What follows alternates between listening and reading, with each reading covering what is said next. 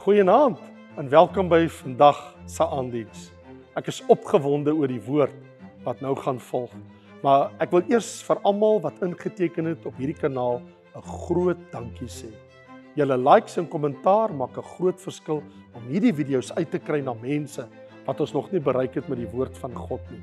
Ons aanlyn gemeente groei elke maand met ongeveer 500 nuwe mense, omdat julle so help om die video's te share deur WhatsApps en ook op Facebook. So vandag, deel asseblief hierdie boodskap met vriende en familie, sodat ons saam elke Afrikaner kan bereik met die goeie nuus van Jesus Christus. Geniet die boodskap wat nou volg en mag dit jou hart aanraak en jou geloof versterk in Jesus Christus, ons Here.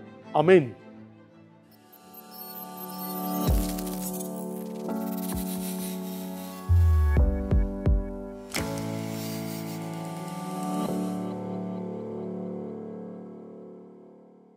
Hartlik welkom vriende. Ek weet nie wat ons nou moet sê vanaand vir ons koortjieleier sit nie, maar ek is nou in Jakobus 5. Ons beweeg vanaand in Jakobus 5 in en ons sal sien tot waar gaan ons met hom, hoe lank dit my gaan neem om deur hom te kom. En want dan begin mense al van my vra, pastoor, waar gaan jy dan heen as jy klaar is met Jakobus? Want tans reis ons deur die Bybelboek Jakobus. Kom ons lees saam in Jakobus 5 die eerste 6 verse. En nogal staan daar: Kom nou julle rykes, ween en huil oor die elendes wat oor julle kom. Julle rykdom is bedorwe en julle klere is deur die motte verniel. Julle goud en silwer is verroes en hulle roes sal tot 'n getuienis teen julle wees en sal soos 'n vuur julle vlees verteer. Julle het skatte vergader in die laaste dae. Kyk, die loon van die arbeiders wat julle lande afgeoes het, wat deur julle agtergehou is, roep uit. En die geroep van die maaiers het gekom tot in die ore van die Here van die leerskare. Julle het op die aarde 'n weelderige en losbandige lewe gelei. Julle het julle harte vet gevoer soos op 'n slagdag. Veroordeel, vermoor het julle die regverdige. Hy versit hom nie teen julle nie. Wat 'n vreeslike woord van Jakobus. En hy skryf aan die wat verstrooi is en gelowig is. En dan praat hy so. So daar sekerlik dinge wat hom baie diep ontstel het wat in die gemeente gesien het. Hoekom hy so sal praat. Ag Here, gee dat ons vanaand 'n geopende oor sal hê met 'n opmerksame hart. Dat ons nie mislei word en verlei word deur die wêreld en wat die wêreld ons bied. Dat ons geestelike sensitiwiteit vir u kinders en vir u koninkryk en u werk verloor nie. Here, maak ons sensitief.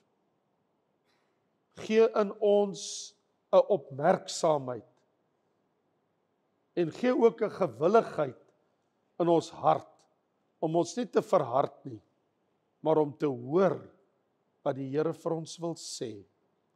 Seën hierdie woord wat U vir ons voorberei het in Jesus naam. Amen.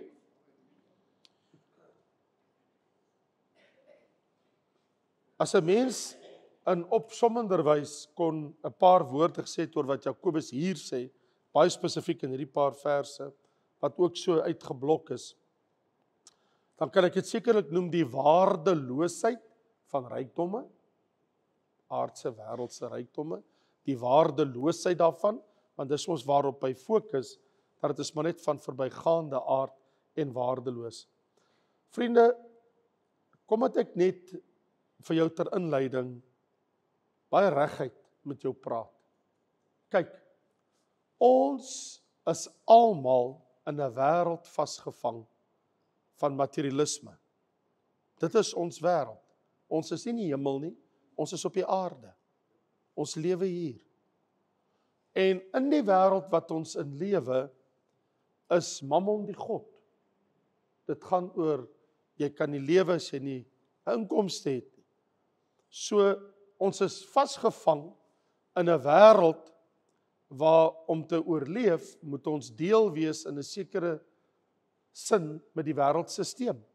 Jy moet betaal vir die voorregte wat jy het, en daar's kostes wat jy moet aangaan.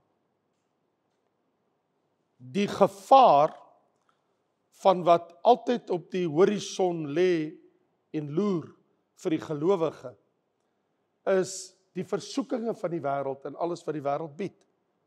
Want dis mos die plek waar ons lewe. So met dit alles in ag genome, wil Jakobus aan die kinders van die Here 'n boodskap oordra. En die hart van die boodskap wat hy wil oordra aan die kinders van die Here is, julle moenie julle in die wêreld vasmaak nie. En julle moenie deur die wêreld verlei en mislei word om soos sondaars en wêreldse mense op te tree nie. Want in die volgende verse sê hy, daar in vers 7, die volgende vers sê, maar julle moet geduldig wees tot op die wederkoms van die Here. So hy vat jou oë weg van die wêreld na die wederkoms, maar ons kom eers volgende week by dit. En hy sal sê, julle moet geduldig wees vir die tweede keer, vers 8, versterk julle hart, want die wederkoms van die Here is voor die deur, en die regter staan al voor die deur. So ek kan nie nou daaroor praat nie, want ons is nog nie daar nie, ons kom daar volgende week. Maar ek wil net 'n saak na jou toe eers te bring en vir jou sê, so sy verstaan is, die Here kan enige oomblik kom, die wederkoms van die Here is op hande, en ons moet so lewe soos mense, wat eintlik uit die wêreld uitgaan, en nie vir altyd hier in die wêreld gaan bly nie. En vir daai rede, sal hy nou sekere goeders baie duidelik aanspreek, wat hy problematies sien, by baie kindertjies van liewe Jesus, wat begin het om vas te raak in die dinge van die wêreld. Okay. So, hier is dit, die waardeloosheid van rykdom. En in 6 verse bereik hy 2 doelwitte. Hy sê 2 goed vir ons, baie duidelik. So as jy hierdie 6 verse, as jy dit oor en oor lees, en ek het dit nou verskeie keer hierdie week gelees, en soos jy dit oor en oor lees, dan kom jy agter, hier kom baie duidelik 2 dinge na vore. En die een invalshoek van Jakobus is nou die volgende. Hy sê, kyk, daar is 'n waardeloosheid uiteindelik eendag daar vorentoe van alle aardse rykdom, die silwer en die goud en die klere en alles wat die wêreld bied. So in ander woorde, hy sê, dit wat ek en jy elke dag mee te doen het, is van verbygaande aard. So jy kan nie jou hoop op dit stel nie, want dit is net vir 'n tyd lank. Dit gaan verbygaan. So daar is 'n waardeloosheid daarin, want daar's geen ewigheid daaraan nie. Iets wat nie vir ewig is nie, is waardeloos, want dan gaan dit mos verby. Dan gaan mos 'n dag kom wat beteken niks. Die tweede ding wat hy in hierdie 6 verse duidelik vir ons onderstreep, is die volgende. Hy toon aan ons die verwerplike karakter van diegene wie se God Mammon geword het, en dat aardse weelde en rykdom het hulle nou beet gekry.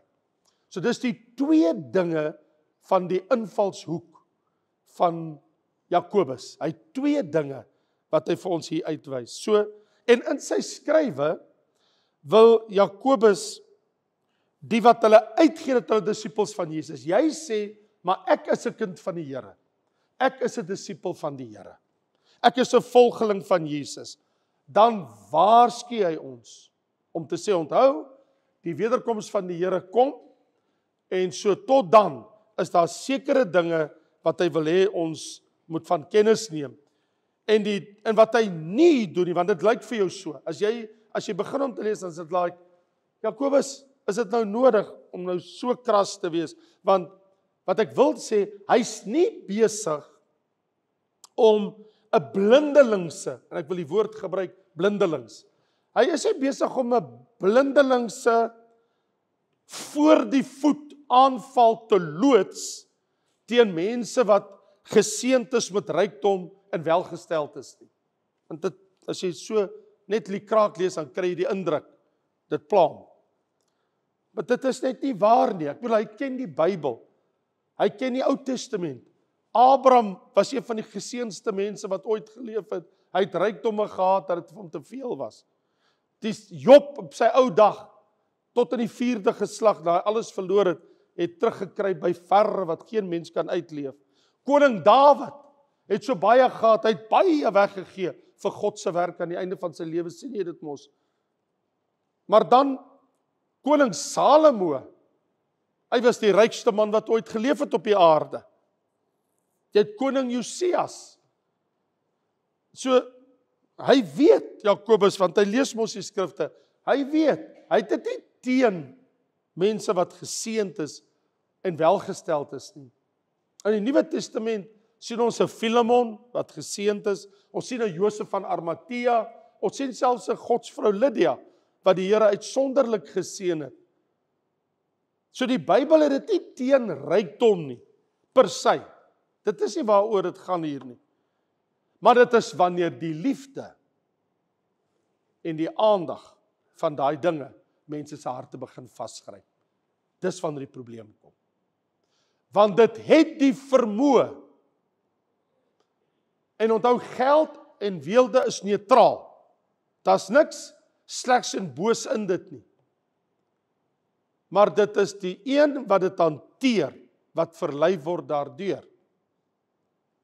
Dis wanneer die middelpunt en dit die fokuspunt van jou lewe word. Ek sal 'n eenvoudige illustrasie gebruik. In 'n sekere tydskrif is dit gepubliseer deur 'n baie ryk Arabiese sultan, oliemagnaat, baie geld. Hy het Amerika toe gegaan op 'n inkopietog. En hulle het geld, die Saudis, die oliemagnate. Hierdie ryk sultan, hy gaan koop op hierdie een inkopietog, en dis alles in die tydskrif gepubliseer.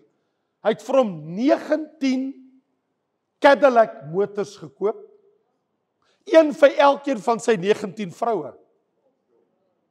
Terloops, hy wil almal happy hou. Hy het vir hom 2, behalwe die 19 Cadillacs, sy selfde inkopietog, 2 Porsches en 6 Mercedes-Benz vir hom aangeskaf.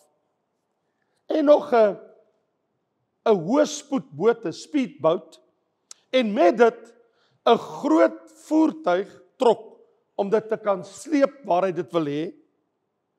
En toe by die lysie toe voeg hy 16 yskaste by. So nie elke vrou kry 'n yskas nie. Ek weet nie of hy kwaad was vir iemand nie. 2 rusbanke. Man is seker moeg geweest.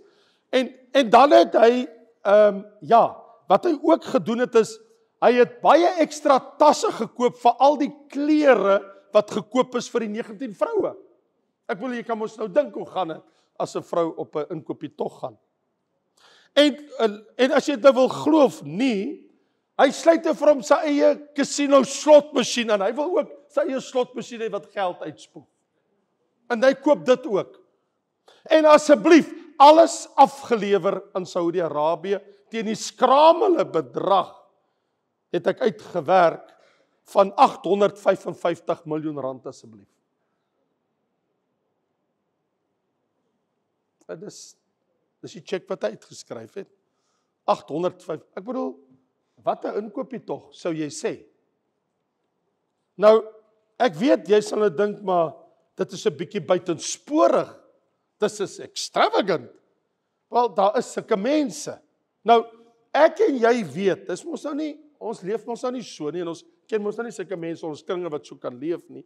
Maar wat ek vir jou probeer sê is, ek en jy weet, as ons hierna luister, en jy sou dit lees, soos wat ek dit nou lees, en jy lees die publikasie van wat hierdie man gedoen het, hoe hy gaan 855 miljoen op een inkopietog blaas. Okay, dis wat hy gedoen het. He splashed it, né? want ek het dit, ek kan dit doen. En hy het dit gedoen. Maar dit sê vir my iets van die man. Wat dit my sê is, dis die punt wat ek wil maak, waar Jesus in Matteus 6 vers 24 sê, niemand kan 2 here dien nie. Is jy by my? Hy sê, hy sal die een haat of die ander lief hê, die een aanhang of die ander een verag. Julle kan nie God en Mammon dien nie. Wat ek het probeer sê is, jy kan mos so sien wie heers daar, Mammon. Om op so inkopietog te gaan, wys mos nou vir jou, waar lê die fokus. So, ek dink, as ek vir hom sou kon, uit die Bybel uit lees, en ek kon met hom sit, dan sal ek vir hom sê, vriend, kom sit hier, ek het 'n paar verse om vir jou te lees. En die een wat ek vir hom sou lees is, waar Jesus in Lukas 12 vers 15 sê, pas op en wees op julle hoede vir die hebsug, want iemand se lewe bestaan nie uit die oorvloed van sy besittings nie. Dis nie waaroor die lewe werklik gaan nie. Wat ek besit en hoe oorvloedig dit is. En dan sou ek nog vers 20 en 21 in dieselfde hoofstuk wou bylees. Maar God sê, as hulle jou siel afeis in hierdie nag, wat jy dan nou gereed gemaak het, alles wat jy nou het, wie sin sal dit wees, wanneer jy jou asem uitblaas? So gaan dit met hom wat vir homself skatte vergader en nie ryk is in God nie. Jy kan sien waar kom die ding nou by? Wat vir homself skatte vergader en nie ryk is in God. Dit is waaroor dit eintlik maar toe hier gaan.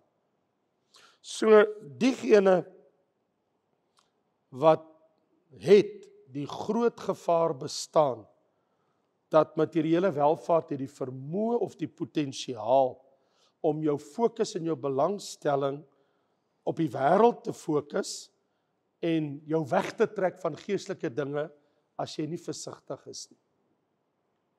So diegene wat hierdeur mislei word, hulle sal dink ek het dit gemaak, want ek kan dit doen. Maar God dink anders. God dink jou dwaas.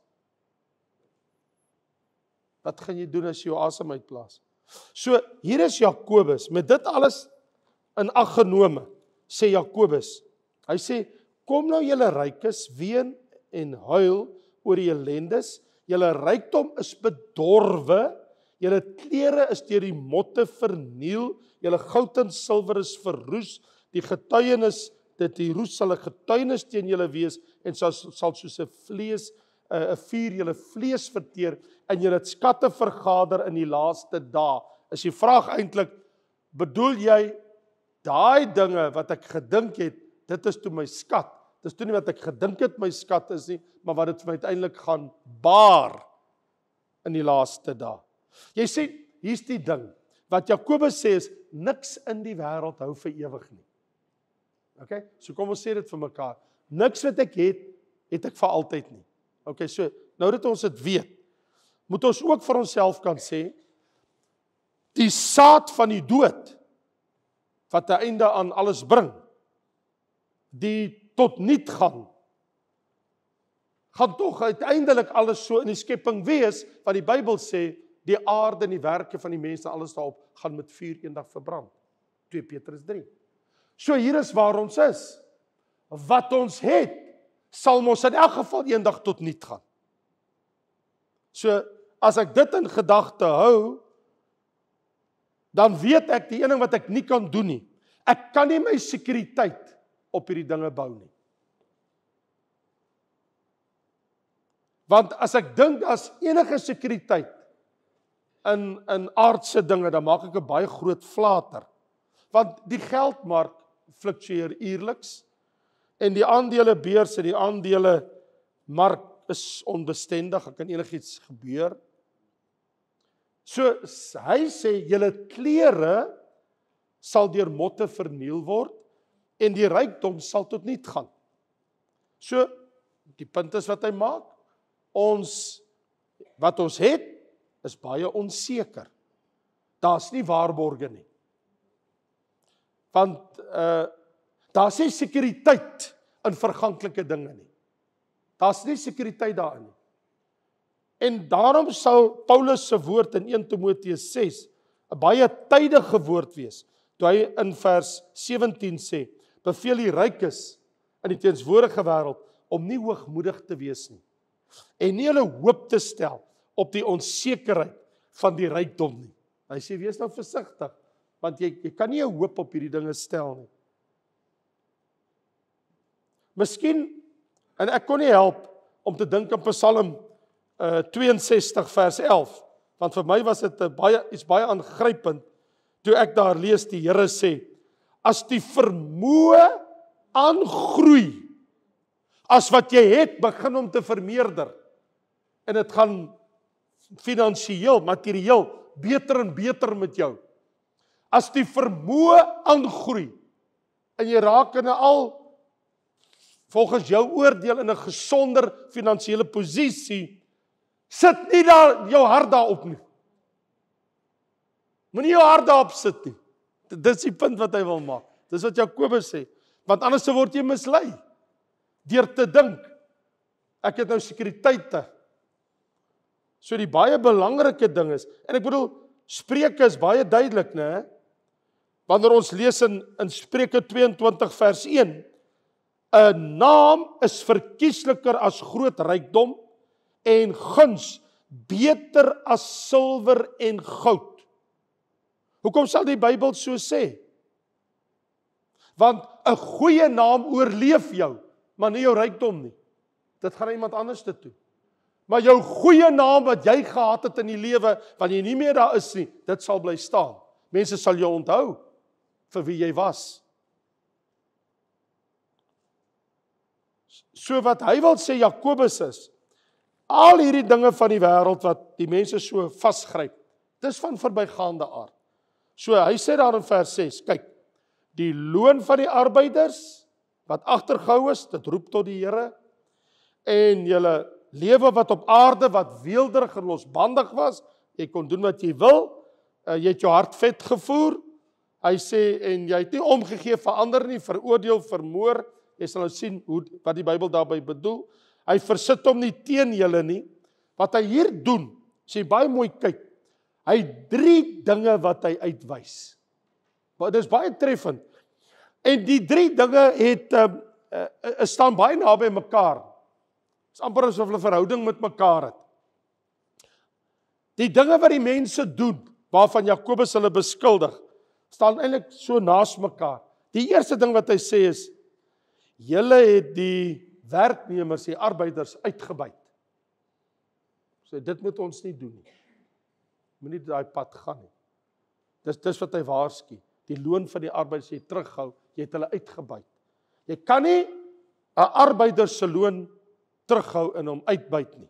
Tweede ding, hulle lewe wat selfsugtige lewens. Julle het julle eie harte net vet gevoer, so slagskape. En dan het hulle die regverdiges onderdruk. So dit het gegaan oor wat jy gedoen het, en hoe ander mense aan die verkeerde kant was, hulle is benadeel. Jy was die heeltyd bevoordeel, en hulle was die heeltyd benadeel.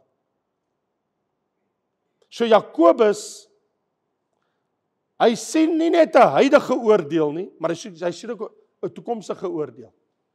Wanneer hy sê, maar julle sal eendag ook voor die Here moet verantwoording doen. Want hy sê in vers 8, die wederkoms van die Here is naby, en hy sê in vers 9, die regter staan voor die deur. Hy sê, jy tree so op, maar jy moet weet, jou Here kom, en jy gaan voor jou Here staan, en wat gaan jy dan sê? Hoe het jy opgetree? En hy is eintlik meesterlik in wat hy doen. En ek was verbaas, as ek baie diep kyk, na wat eintlik hier plaasvind. Wat hy sê, daar's 3 getuies wat eendag teen my en jou gaan opstaan. Hier. En die eerste ene, die rykes se weelde sal teen hulle getuig, wat jy toe al die tyd bymekaar gemaak het, dit gaan teen jou getuig. Want wat het jy daarmee gehad toe dit in jou besitting was? Toe dit in jou vermoë was? Hy sê die geroeste silwer en goud, nou kyk, silwer en goud kan nie roes nie. Maar hy sê, en hy gebruik beeldspraak, dit is so goed soos jou goud en jou silwer, dit verroes. Maar jou diersame klere word gevreet deur motte. En daai gulsigheid en selfsugtigheid, is 'n bietjie ironie hier. En hoekom ek dit sê is, sy ironie is, die weelde wat die rykes vergader het, vir hulle self, gaan eintlik teen hulle getuig daai dag. Dit word omgedraai. Dit wat vir hom getel het op die aarde, gaan teen hom tel as hy voor die Here staan. Dit word omgedraai. Ek het 'n man geken, hy sê meer hier op die aarde nie. Hy het miljoene, baie miljoene, agtergelaat vir familie. En volgens my wete niks vir God se koninkryk nie. My vraag is, wat gaan eendag teen my tel, as ek dit nie reg hanteer nie? Hy sê, dit wat jy gehad het, dit wat in jou besit was, hoe het jy dit hanteer? Wat het jy daarmee gemaak? En die tweede ding is, wat gaan getuig teen hulle wat het? Hy sê die loon van die arbeiders wat terughou is, gaan teen julle roep. Geld praat. Het julle al gehoor iemand sê geld praat? Nee, money talks. Glo jy dit? Iemand sê ja, my geld praat ook met my. As hulle weggaan, dan sê hulle vir my goodbye. Hulle sê vir my totsiens, en dan is hulle weg. Maar kom ek jou sê, gesteelde en teruggehoude salarisse sal tot God roep vir geregtigheid eendag, want hy sê, die loon van die arbeiders terughou, roep tot God. Ek bedoel, die onskuldige Abel se bloed van die aarde, toe hy deur sy broer Kain vermoor is, het ook tot God geroep. Gaan kyk maar wat staan in Genesis hoofstuk 4 vers 10, die Here sê vir Kain, ek hoor die geroep van die stem van jou bloed van jou broer, dit roep tot my van die aarde af. En ek wil vir jou sê, gesteelde geld, roep ook tot God. Geld wat wederregtelik teruggehou is, kan ook praat. En Jakobus sê, dit gaan teen jou getuig, as jy daaraan skuldig is, ek of jy. En dan sê daar's nog iets. Dit is sê net die weelde nie, en dit sê net die loon, wat ek moes gegee het. Nee, hy sê, die arbeiders sal ook teen jou getuig. Hy sê daar in vers 4, hy sê, kyk, die loon van die arbeiders roep, maar aan die einde sê hy, die geroep van die maaiers het tot die ore van die Here van die leerskare gekom. Ander woorde, daar sal geen geleentheid wees vir hulle wat gehaat het om eendag die regter wat by die troon sit en by die regterstoel sit, om hom om te koop nie.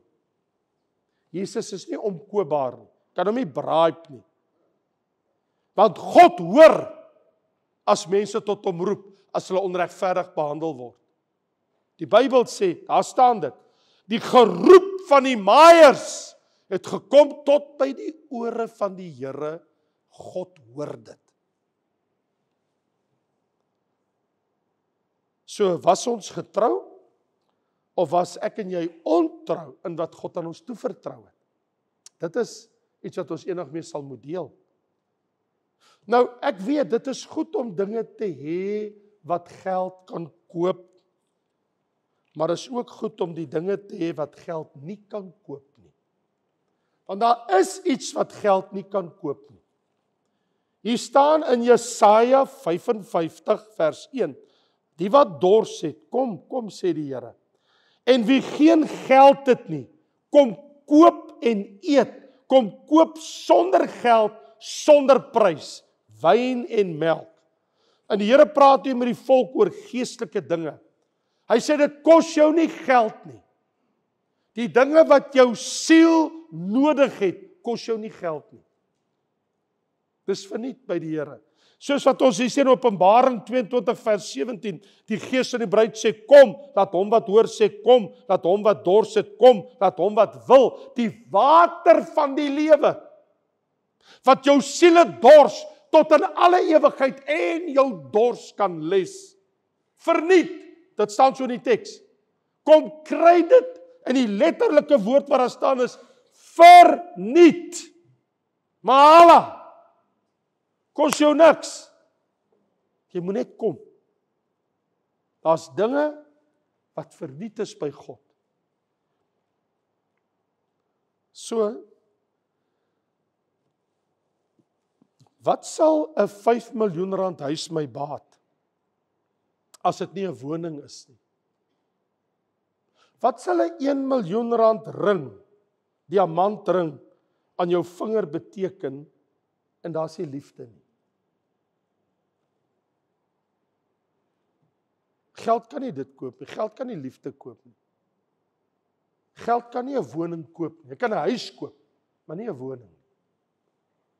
Kan 'n ring koop, maar nie liefde nie. En die wederkoms van Jesus, sê Jakobus, wanneer dit gaan gebeur, gaan sommige mense baie ryk wees en ander mense baie arm. O ja, afhangend van die kondisie van jou hart, die geestelike kondisie van jou hart, gaan die impak die volgende wees. Jesus sê, moenie vir julle skatte bymekaar maak op die aarde, waar mot en roes verniel en waar diewe inbreek en steel nie, maar maak vir julle skatte bymekaar in die hemel.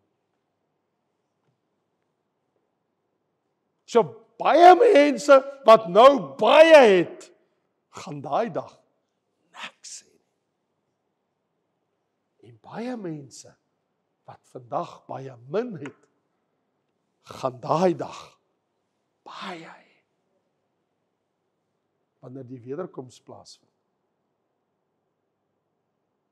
So dit laat my toe dink, wat ons verbete aanklou, ek en jy in die lewe, né?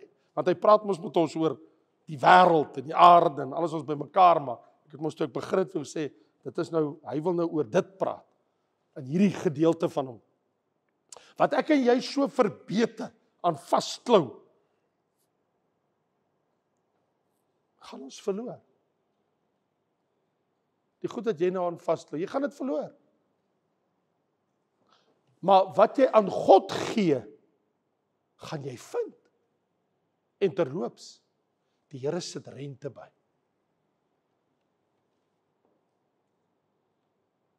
Die een was oor 5 stede, en Here sê getrou, sê ek gee vir jou nog 5 by.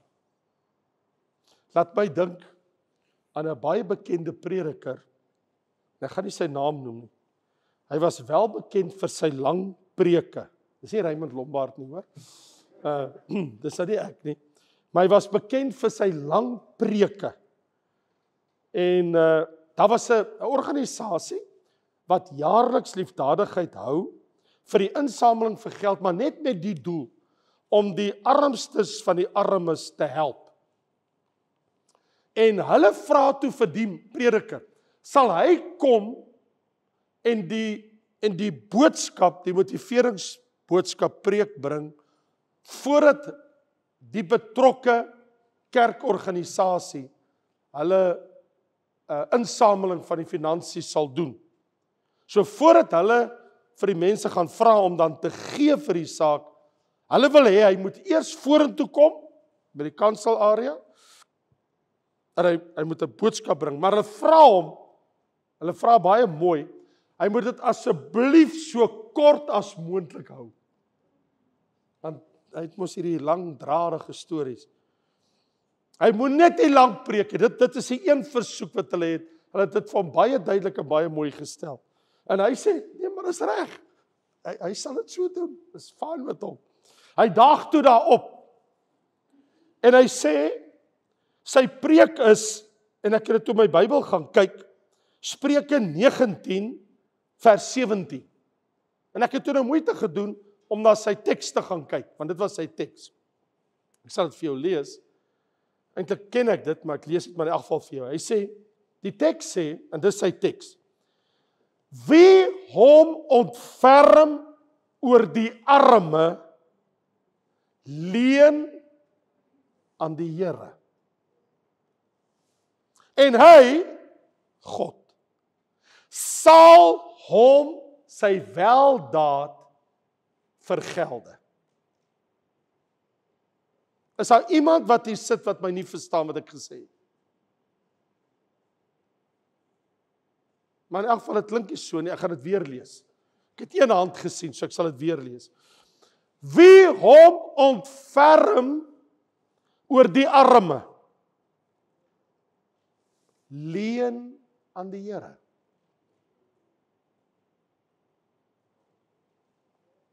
Dit is so goed soos ek het vir God geld geleen. Ek het dit geld gegee vir die arme, maar dit is so goed soos ek het dit vir God geleen. Ek het die Here gehelp in die proses. En hy, God, sal die man, die een wat aan die arme gegee het, wat aan God geleen het, sy weldaad vergelde. Nee, jy verstaan dit, nee. Ons almal verstaan dit. En sy preek is toe, indien jy van hierdie terme hou, plaas asseblief jou geld in die sakkie, want toe stap hy van die verhoog af. Preek is verby. Wat het hy gepreek? Hy het die teks gelees, en toe wat sê hy?